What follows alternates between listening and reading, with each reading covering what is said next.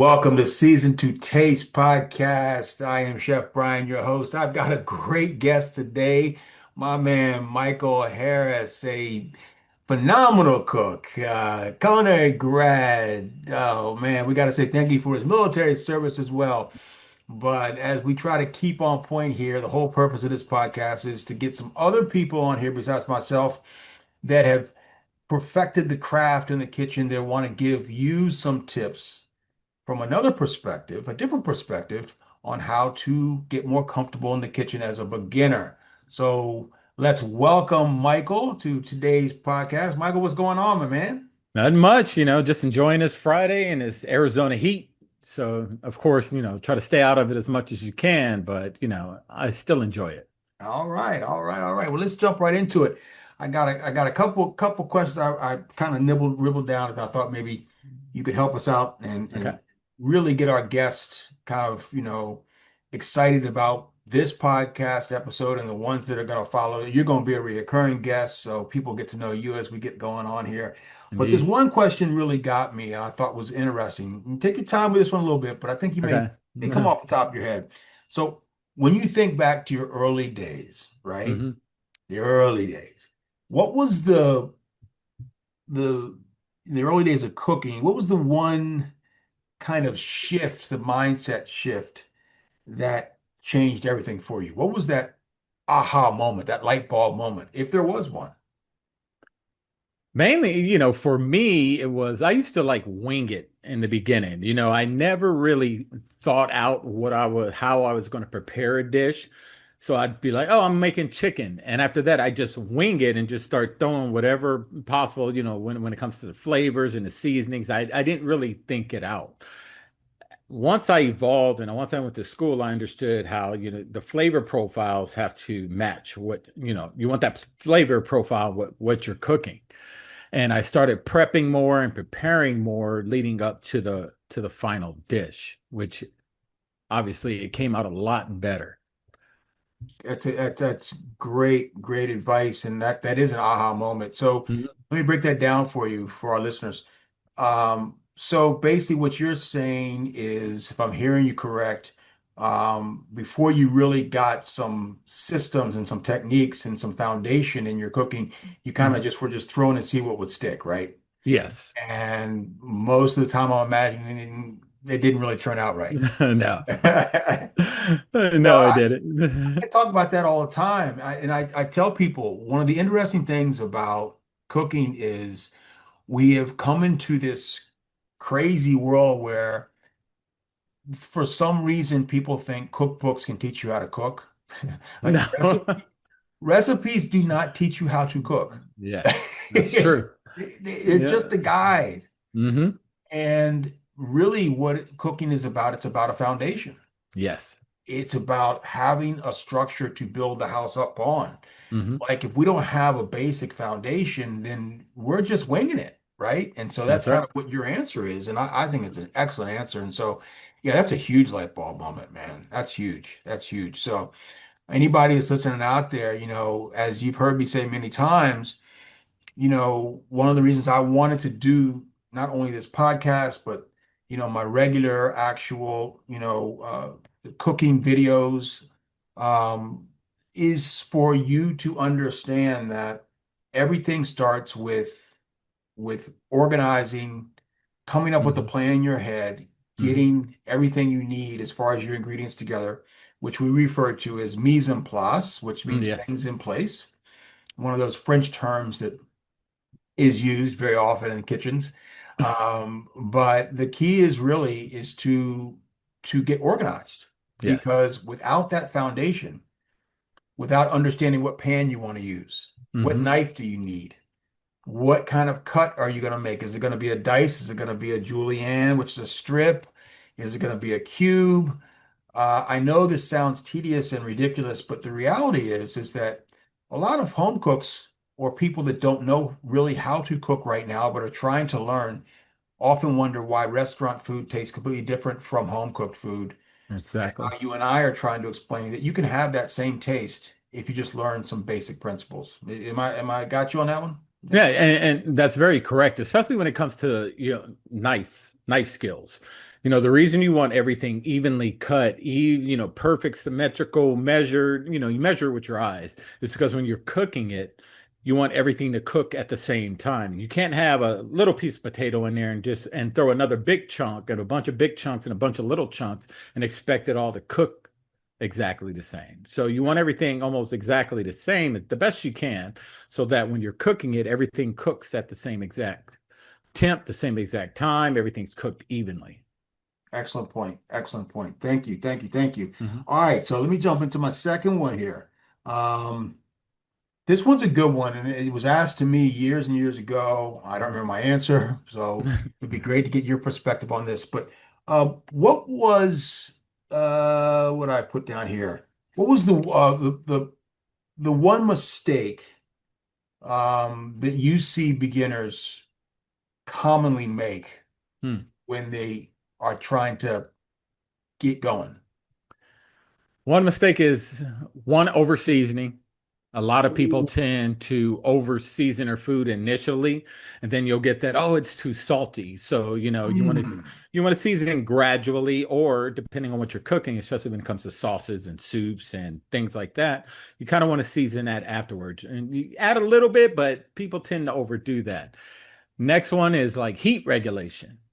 Some people the heat's too high or it's too low, so they'll put cook a chicken breast and it's too high and they'll overcook it initially. Then when they flip it over and they think it's done because it's brown or crusted on the outside, it's actually not fully cooked through. So you want that regulation of the heat. Once you understand that, the certain temps, everything cooks the way you want it to cook. Man, you're on fire. You speaking my language. Let me recap those two, both of them. Oh, I mean, you hit home. Those are both home runs. I could not have come up with two better. The first one, obviously, the name of our podcast is Season Two Taste, so that one hit home right away. In my cooking videos, I talk a lot about seasoning.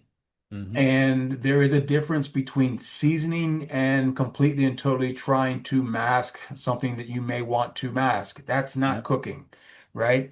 Um, you make a really good point. I have seen the same thing. Sometimes it's completely bland because there's no seasoning because people are afraid to Hmm. use proper seasoning. And the other one is too much.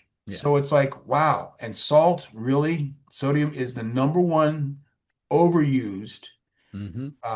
which will ruin a dish in a heartbeat. And as you know, as a professional chef, once you over season with salt, good Uh, luck. I mean, Uh, there's old home remedies to try to, counter it, but eh, once it's over seasoned, it's not something you want to give to other people. Maybe you can eat it for yourself. Maybe you can handle that, but yeah. trying to give it to other people, everyone's level of sodium they can take or eat is different. So you One of just the kind of want to rules, keep it. rule of thumb I try to teach is that number one, when I say season to taste, or if you see seasoning in a cookbook, in a recipe, it basically means to start and almost to finish. The foundation is kosher salt, cracked Yes, black pepper. That's exactly. it, people. Yep, that's it. That's it. Okay. Now, Yep. you want to hit me up in the comments about, well, Chef Brian, well, Chef Michael, what about blah? What about garlic powder? What about oregano? What about, okay, that's cool. Lemon pepper, all that stuff. That's that's the extra on top. The Yes. foundation of seasoning, period. Kosher salt, black pepper. Yep. Start there. Start there. And then, as I know you will attest to, taste as you go. Yes, always taste. You got to know where you are because, look, cooking, I think one of the things that gets overlooked in really understanding cooking is that it's a science, Hmm. right? It's constantly evolving. It's one of the reasons why you and I enjoy it so much is taking something that is completely and totally raw and turn it into something that's completely and totally delicious. Yep. That is a, you know, it's an evolving situation. It's alive, right? It's science. Well, in that first 5 minutes, it's going to taste different than in the second 5 minutes, and Yes. in the next 5 minutes. So to taste just a little bit as you go, get a sense of where your flavor profile is going. Hmm. It's really going to help you understand how the end result is going to be.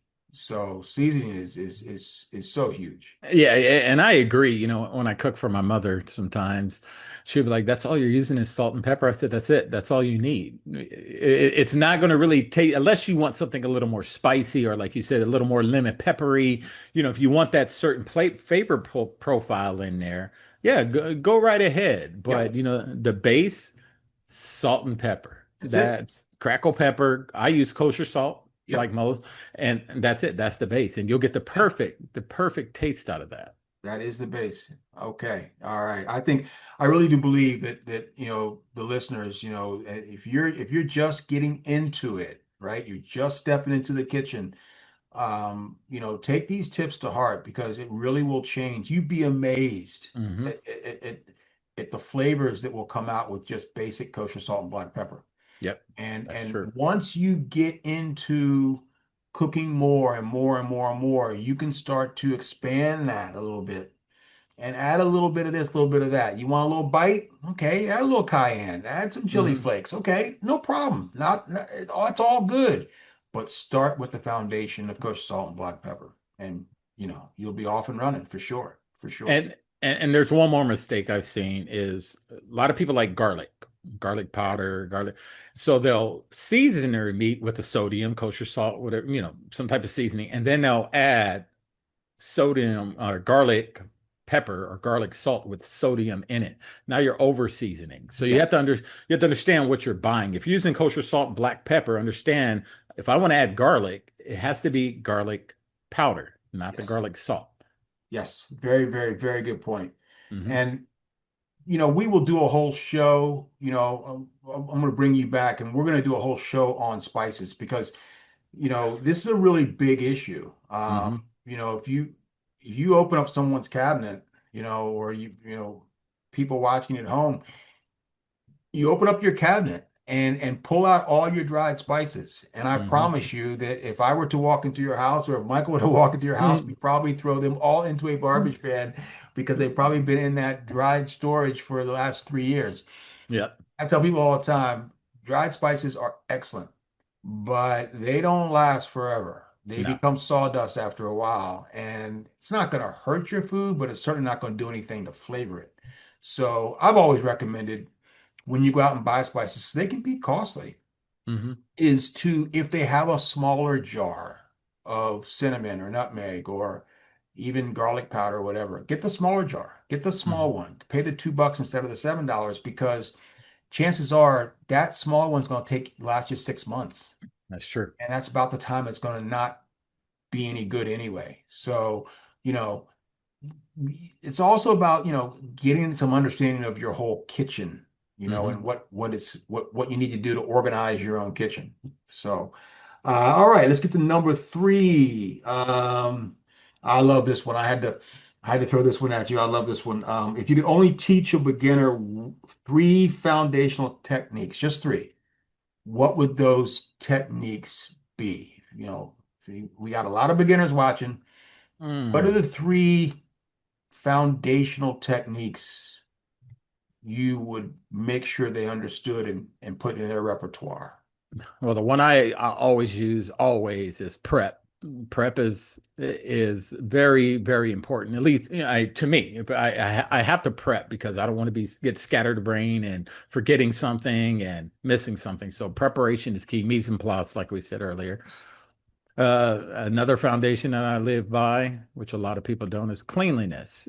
That is very key. Ah, Cleanliness is so important. That comes before mise en place to me. If you don't have a clean kitchen, it's not an effective kitchen. You have to be very clean and tidy and sanitary. So cleanliness, preparation, mise en place, and heat regulation. That's another foundational thing. You have to regulate your heat. You don't want to overcook, undercook. You don't want to burn. You want to understand certain temps for certain things you're cooking. fantastic, fantastic. Oh, excellent, excellent. I mean, I could not have thought of three better techniques. Let me recap. Heat is so important. Is there a time for high heat? Absolutely. Hmm. 50% of the time or more. Is there a time for medium heat? Absolutely.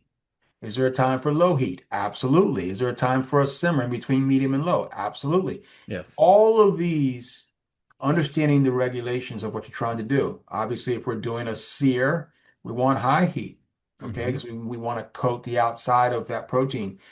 If we're doing a reduction, you want to do a medium to low and let it slowly reduce down. Yep. Obviously, if we're cooking pasta and you want to bring it to a boil, the fastest way to get to a boil is high heat. Hmm. So understanding your heat source, whether it's electric or gas, there's a difference, Yes. obviously, and then understanding how to regulate that.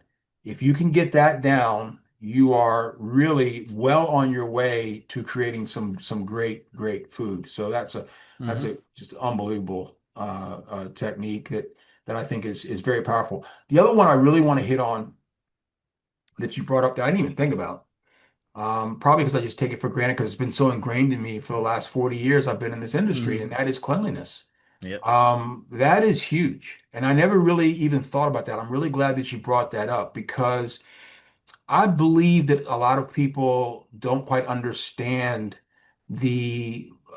gosh, the just the maniacal, if I'm saying the right word there, the detail, the attention that is paid towards a clean surface, a clean kitchen, a clean cutting board, a clean knife, a clean pan, Hmm. a clean stove. Yep. Um, the culinary industry, believe it or not, kitchens, for the most part, I will say it's rule number one. I mean, Yeah, it is. we are, people don't understand in commercial kitchens, it's a requirement to have a water and bleach with towel in it on every counter That's true. next to your working station. I mean, I don't think people get this, but I mean, it's Mhm. unbelievable how ingrained trained chefs are to cleanliness. And it really is kind of like the way towards fresh, beautiful end product, right? I mean, Yep. And when it comes to cleanliness, also, it kind of sets the tone for what you're going to do. If I walk into a clean kitchen, my whole mindset yes, is different. If you walk into a dirty kitchen, you're more, your mindset is different, if that makes sense. So if you walk into the kitchen, you're like, oh my God, I got to cook in here. But if you walk into a clean kitchen, you're like, oh my God, I can do so much in here. Look at these countertops. Look at these cutting boards. Look at all this. Everything is just perfect, right.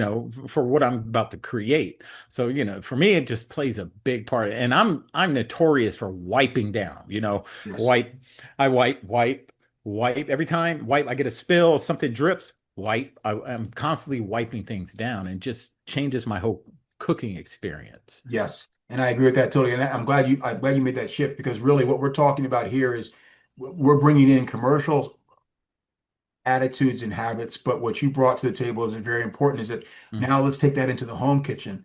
Hmm. So in your own kitchen, what we're really saying here is that you are going to cook better if you have a clean atmosphere. Yes. It sounds crazy.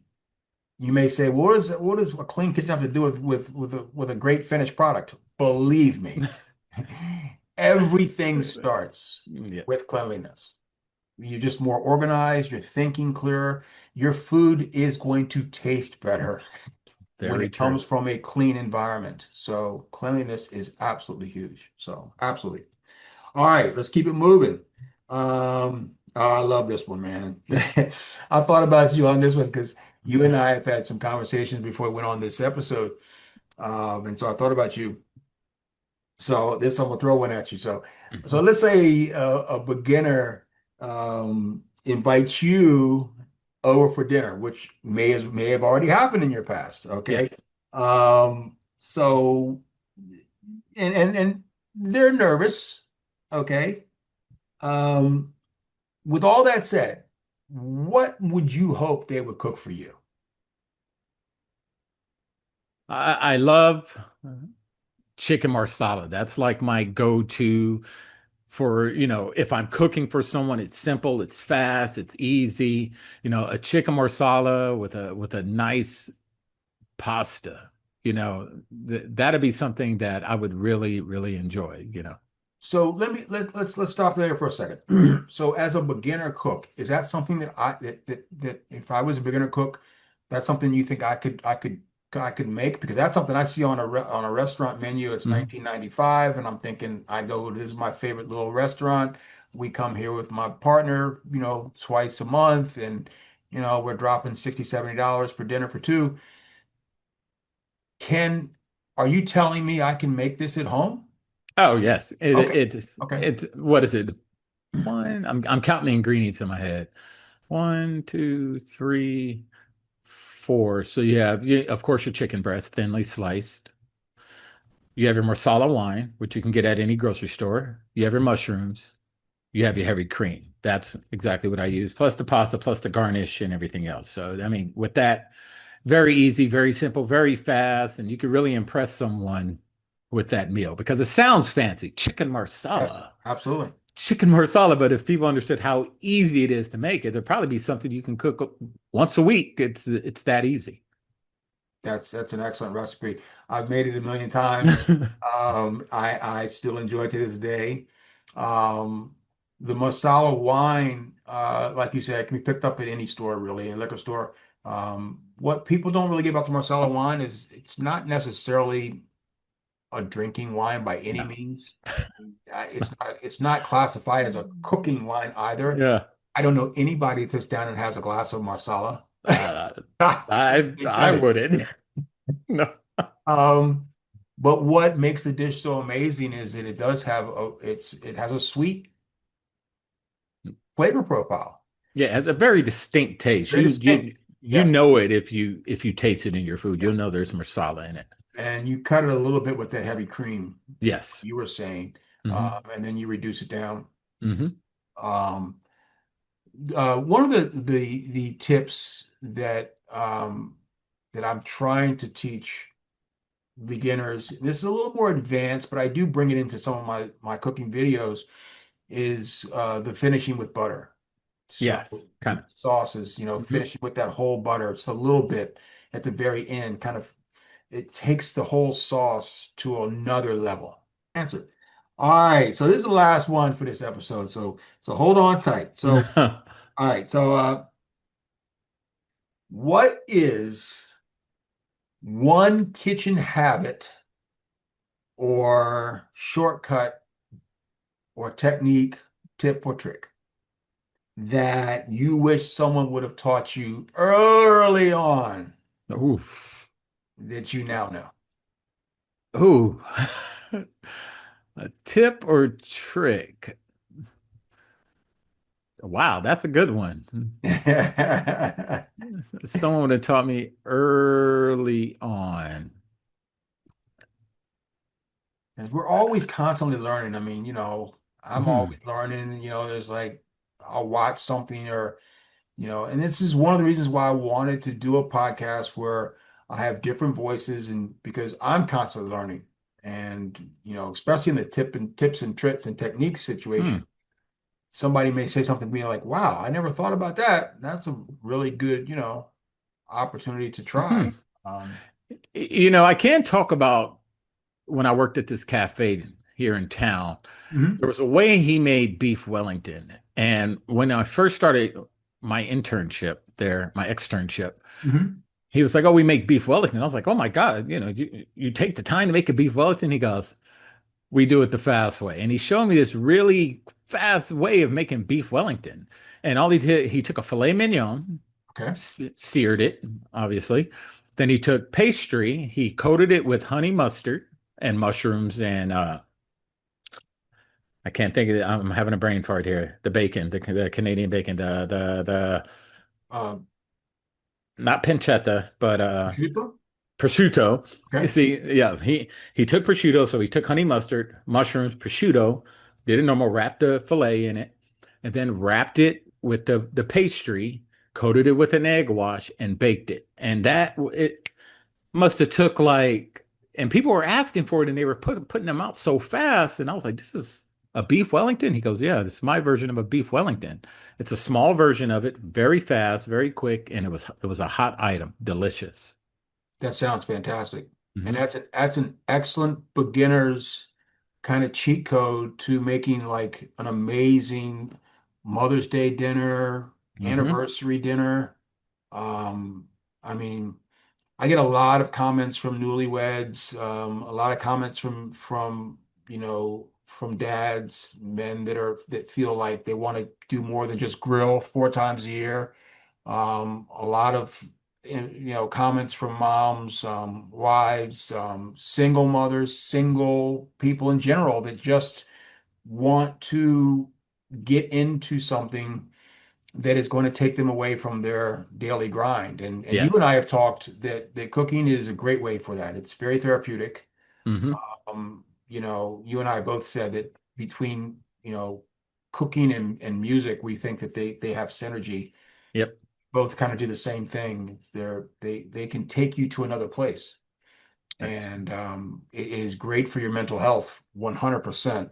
And so I think that beef Wellington is a phenomenal cheat code. Um, I never really thought about that because, yeah, I mean, the regular recipe, if you were to open up a cookbook today, you're looking at 4 hours, of prep time and, making the yeah. mushroom duxelle and blah, blah, blah, blah, blah. And it's like, oh Yeah. my goodness, what is this? I mean, it's delicious, don't get me wrong, Hmm. but what you just explained is a great technique.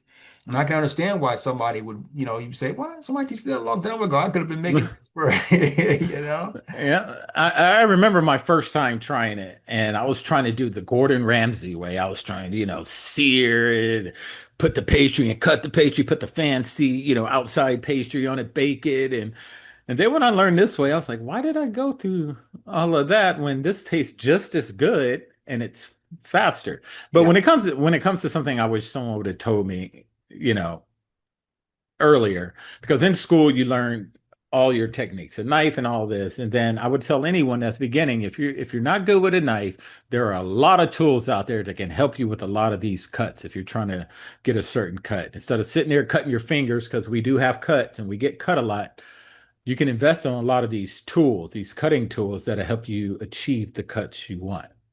absolutely. Great advice. Great Mhm. advice. Michael, this has been fantastic. Fantastic. I cannot thank you enough. And like I said, you're gonna be reoccurring, so people are gonna Yeah. see a lot of you because we got a lot of stuff to talk about. We have a lot in common, and I always enjoy speaking with you. For all you folks out there, if you are interested in really getting deeper into some of the tips and techniques and tricks, my favorite acronym is SYSTEM, which stands for Saving Yourself Time, Energy, and Money. And that is what I like to call the foundation, creating a blueprint for success. And you can Hmm. get the blueprint ebook in the link. It's in the description down below. Pick up your copy. It really will be like a little chef on your shoulder. A lot of what Michael talked about today is inside that book. I go deep into the spice cabinets. I go deep into cleanliness. I go deep into how to organize your fridge. I go deep into where to shop and how to shop, which aisle to go down to, which aisle to avoid, which spice to get, which spice not to get. Everything from how much salt to put in your pasta water, it's all there in the Blueprint ebook. Grab your copy. You will not be disappointed.